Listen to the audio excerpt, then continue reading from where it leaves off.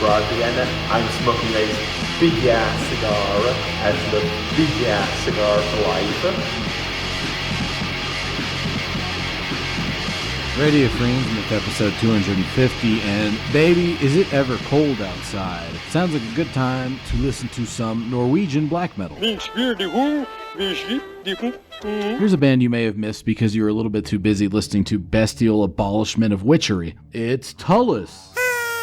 The other reason you might have missed out on them is their choice in art direction tends to turn some people off. Specifically, the cover of their first album. Holy Jesus. What is that? What the fuck is that? If you're listening to this part without watching the video, first of all, shame on you. But I will humor you just this once, as I am a wise and merciful deity. So this album cover, it's got Homeboy from the band. He's got his arms crossed in an oversized suit, like an angry version of Review of the Week. My disappointment is immeasurable, and my day is ruined. He's got this awful wig on. It's this like Pippi Longstocking thing, but it's like powdered gray, like an old British judge or something. He's a delectably mauve shade of lipstick, and he's wearing a Freddy from Scooby-Doo ascot. Look, it's Daphne! And their other album covers, not really so great either. In fact, I believe I first heard about this band in high school off of one of those like shitty old listicles, probably called something like Top 10 Worst Black Metal Pictures of All Time. What do you mean you lost the baby? But despite all that, these guys were really good at a very specific style of black metal. The album is entitled Pure Black Energy, and it starts off with a classic sort of riff that I would call a black metal train wreck riff. 제가 V앱을 너무 안 한다고. Yeah, okay, maybe that's not a very helpful description. Y'all ever listen to Bathory, specifically the second Bathory album? Ever heard any riffs that went kind of like this?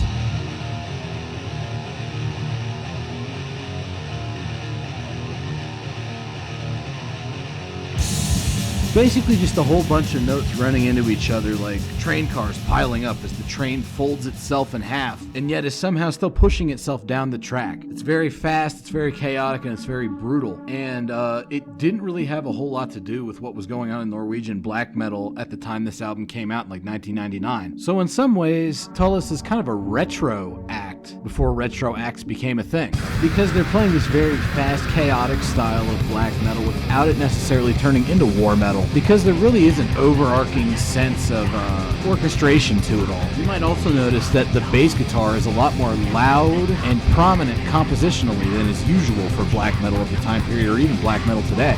Based on this first track alone, I would say that this album earns its title of Pure Black Energy. Because if you're thinking about like pure meat and potatoes black metal, this is about as pure black metal as you're going to get in 1999. But it's not until the second track on the album that you really start to get a feel of what these guys are about. And what these guys are about is very heavy emphasis on groove. They're almost like a black metal version of Grave, which funnily enough was the title of the first song. The second song is entitled Somnerins Kalmer, which means the collector's chamber. It turns out they're collecting riffs.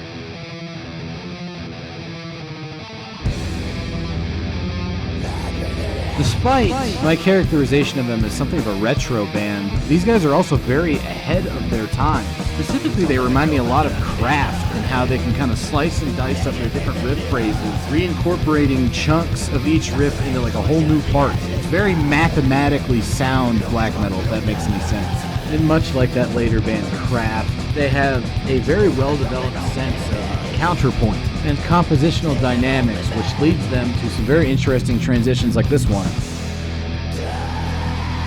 Total minimalist black metal drone that slides easily back into that initial groove riff from earlier in the song. This was the song that really got me into Tulus. You know, I heard Grav and I was like, yeah, it's pretty good black metal. And then I heard Somnerins Komar and I was like, man, this band rocks. And despite their exceptionally primitive approach, influenced as it is by Bathory and honestly a whole lot of like early Sepultura,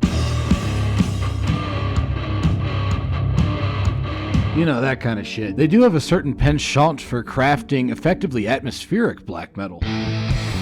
Oftentimes with some very long, droning Burzum-esque tremolo-picked riffs that are then given that unique Tulus feel via the very heavy bass guitar presence accenting said riffs. They also generate a lot of atmosphere via their usage of negative space in the guitar riffs, with a lot of these chords that just kind of hang in the air and jangle around, with the bass guitar being a little bit more melodically active. The counterpoint to this set of riffs is a really effective example of that, with the guitarist hitting those two chords, letting them hang in the air for a bit, and then the bass guitar coming in and sort of bouncing off the end of the whole thing. Here's another very mathematically precise transition where you go into this like loping bass line that's still focused on that two-note figure from earlier, with the guitar sort of shimmering around it. And then there's another very Kraft before Kraft style transition where they go into like a more melodic, fast, standard black metal part. You might remember earlier on I was talking about how these guys were very much a retro band for 1999. That's what, Major, you did! I lied. Because whilst they do have a lot of retro elements, they also have a lot of modern, for the time period, black metal elements. Notably,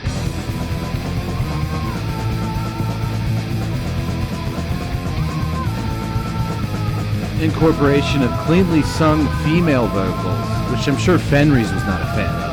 Som klarte seg veldig fint på 70-tallet uten den drikken. Though he probably would have been a big fan of the riffs going on underneath said vocals. Speaking of wacky riffs, check out this part.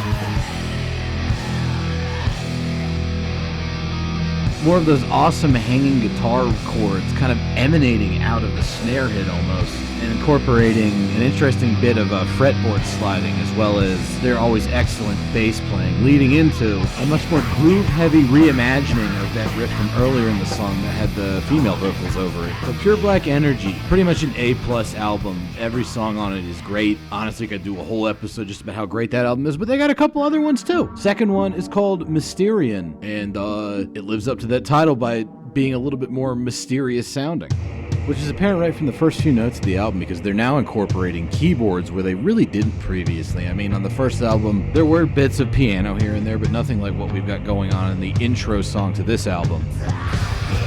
We've also got an even more heightened focus on atmosphere with the tremolo-picked ambient guitar riffs, which are as always bolstered by the very driving bass lines. Then we move into some more typical Tulus shenanigans, with a bit of a transition riff balancing those melodic atmospheric elements with the groove before going full on primitive groove with a 2-chord riff over an oompa drum beat leading into some more hanging guitar chords before the groove then reasserts itself. Perhaps the most defining aspect of Tulus, aside from their focus on groove, is their penchant for songwriting that is both varied and incredibly compact and succinct. And while this is the more atmospheric album, it also has some of Tulus's most primitive moments, bordering on Ildjarn levels of primitivism at times. I mean, just listen to that drum beat, you know this is some primitive tribal shit, dude. And that guitar riff does not disappoint. You probably thought I was kidding with that Ildjarn remark earlier, but How much primitive can you get? this is some straight caveman black metal, dude. But it's still Tulus, and that means that the composition is going to open up a bit with some more atmospheric stuff. Cool little melodic bass line over those super primitive guitar riffs. Then in this next section coming up here, they're going to bring back another more controversial element from the debut album, with those cleanly sung female vocals, now with an added dose of spookiness. Boom! Haunted house! Which is echoed by those very foreboding sounding black metal riffs that will lead us back into the primitive shit from earlier. I honestly just included this section because I love the drum fills in it. They're fucking sexy, dude. Also, that little foot cymbal trick the drummer's doing right now is pretty neat. Anyways, time to hit the Bill Ward button. Quality stuff. And their third album, Evil 1999, continues in much the same way, bringing in a little bit more standard black metal fare, while maintaining that level of groove and high-end composition that Tulus are most notable for.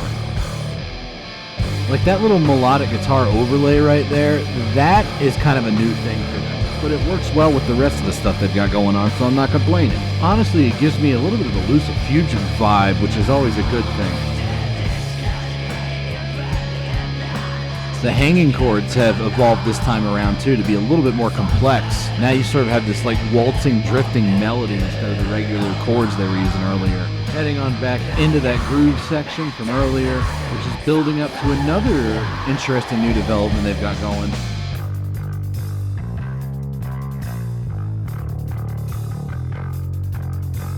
Pretty wacky little bass and drum fill sections before they head back into that more lucifugum or maybe even burst-in sounding section from earlier. I honestly wonder if this particular era, Tulus was an influence on those bands. And then after that album, they kind of broke up.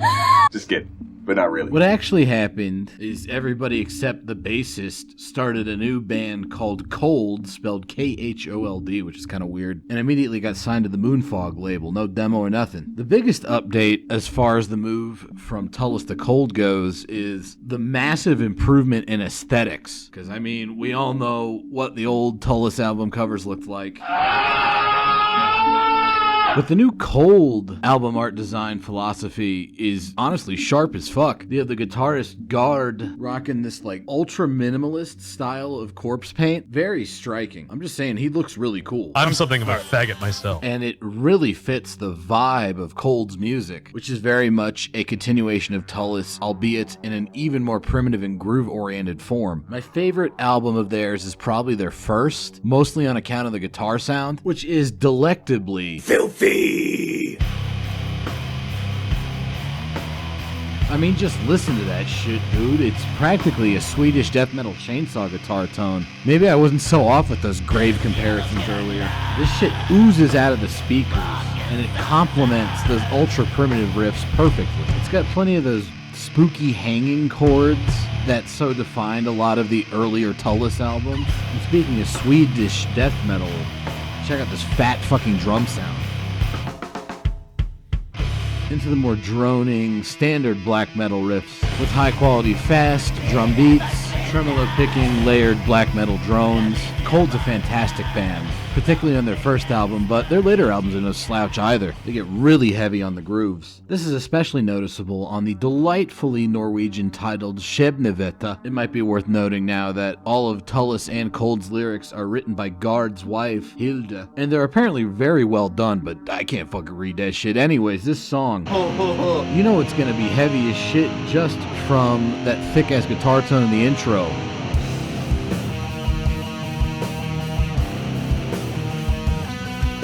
And there it is, one of the heaviest black metal groove riffs ever written. Fantastic. And it leads very nicely into another one of their patented atmospheric sections, with all the spooky drifting guitar chords and grinding bass riffs you'd come to expect from the men behind Tulus. Big on forward motion, big on tension. Speaking of tension, check out this spooky little part. This is a breakdown in the truest sense of the word, in that they are breaking down all the individual elements of the music to where we just now have this spooky hanging guitar drone as they gradually reincorporate elements from earlier, building back up into that monstrous groove riff that they started the song out with. And man, is it ever heavy. Cold, heavy fucking band. And they've done a shitload of albums. And they also got Tulus back together and did a shit more albums with them. And it's all pretty good stuff, but for my money, the most interesting thing these guys are involved with nowadays is their third band, Sarke, named after and headed up by Cold and Tulus' drummer, and featuring, of all people on vocals, Nocturnal Culta from Darkthrone. These guys are even more primitive, and they're also a little bit goofy. They have a song called Old that's just straight up about being an old person. おばさんじゃないでしょ? 可愛いお姉さんでしょ? This shit makes a lot of Tulus sound like fucking necrophagist in comparison. It's super fucking primitive. That is a solid groove. And then check out these goofy fucking lyrics, dude. I'm dying. Hell can wait.